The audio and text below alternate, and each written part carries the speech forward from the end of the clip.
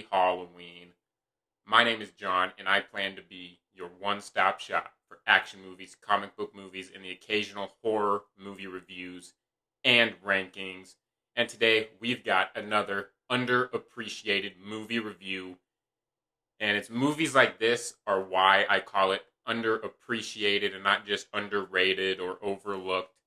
And that's because some of these movies are movies that are not necessarily forgotten, but they just have a very negative reputation. And so, because of that, I don't think they get appreciated enough. And with today's theme of this holiday, that today is, anyway, we have Rob Zombie's 2007 Halloween remake. So, let's talk about it. First, let's get into the characters. And the first character you have to talk about when talking about a Halloween movie is Michael Myers. And I actually really dig Dag Fair, I hope I pronounced that right, as the kind of psychotic child version of Michael Myers. I just love that. But the biggest takeaway from this remake is Tyler Mane's portrayal as the adult Michael Myers.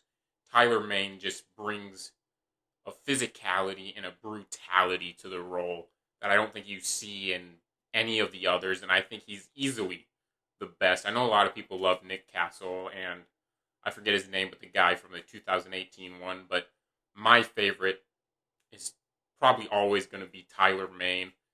I do think he's physicality is a little better in the sequel, but the sequel has many other problems. That being said, in this movie, he's still awesome and great. And so let's just move on to Sam Loomis. I'm a big Malcolm McDowell fan. A Clockwork Orange is among my top 3 favorite movies of all time. I absolutely adore Malcolm McDowell because of that. And I think he does a great job in this role of Sam Loomis. Now, I don't think he's as good as Donald Pleasence, but I still think he does a great job. And living up to Donald Pleasence in the original is quite a high bar to set for yourself anyway. Now, his character does get ruined in the sequel, and some of the horrible choices they do with his character in that movie. But within this movie, he's a great interpretation of the character of Sam Loomis. So now on to Laurie Strode. Scout Taylor-Compton plays a great final girl. Absolutely love her character in this movie. I think she does a great job balancing kind of an innocent girl, but also not necessarily having the most innocent dialogue. And I just think she does a nice balancing act, which feels more realistic, because when you're in school, like high school, they're not necessarily just straightforward innocent or not. And then some other standouts are Danielle Harris, who just plays a great kind of the promiscuous friend of Laurie's. And then her father, Brad Dourif, who I think gives a better performance in the sequel, but he's still pretty decent in this movie as well. Now onto the visuals. This is the aspect that I think is the brightest spot of the movie. I just think the movie looks so visceral and horrifyingly real. And I think Rob Zombie just does a great job creating just these dirty and uncomfortable, horrific environments in his movies and the atmosphere in his movies. And I think it works great for like a brutal slasher like this. Whereas I'll criticize the Texas Chainsaw Massacre remake from 2003 for feeling like a movie and looking like a movie, which takes away from some of the horror aspects of it. Whereas I think this Halloween remake is more along the lines of like the original Texas Chainsaw Massacre, where it feels real. It just feels dirty and real. And that just adds to how horrifying the movie feels. And I'm someone who wants my horror movies to feel horrifying for the most part.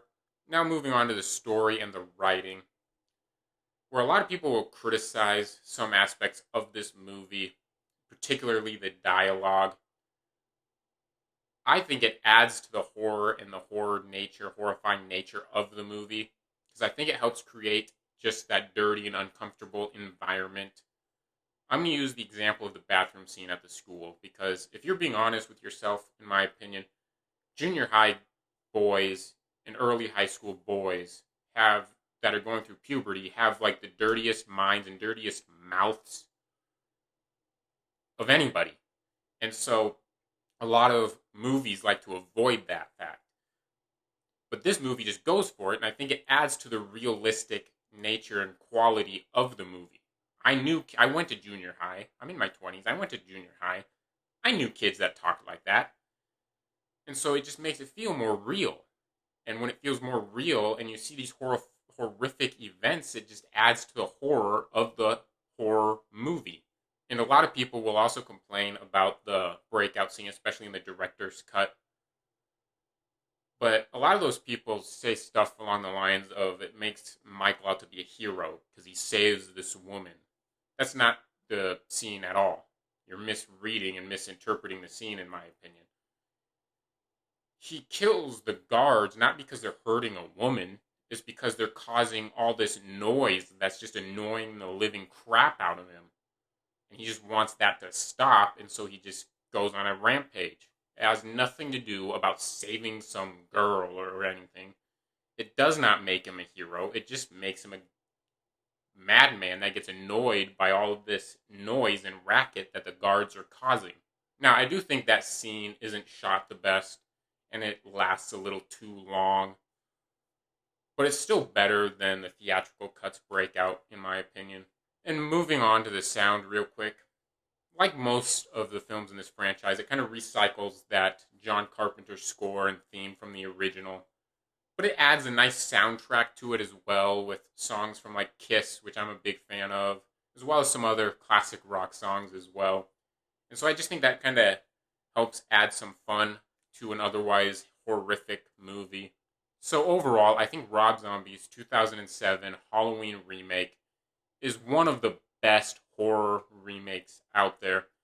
And it's within a franchise where a lot of the movies just tend to blend together. None of them really stick out on their own too much. But this is one that does kind of stand out amongst the crowd. And so while I don't think it's quite as good as John Carpenter's original Halloween, I still think Rob Zombie's remake deserves a 4.5. Thanks for watching this video. I'm sure a lot of you disagree with me about this movie, and so I'd love to hear your arguments in the comments down below. But if you did enjoy this video, or even if you just enjoyed me or just want to, go ahead and smash that thumbs up button. And maybe smash that subscribe button as well if you want a one-stop shop for action movies, comic book movies, and the occasional horror movie reviews and rankings. And just have a great Halloween, and I will return next time when I see you again.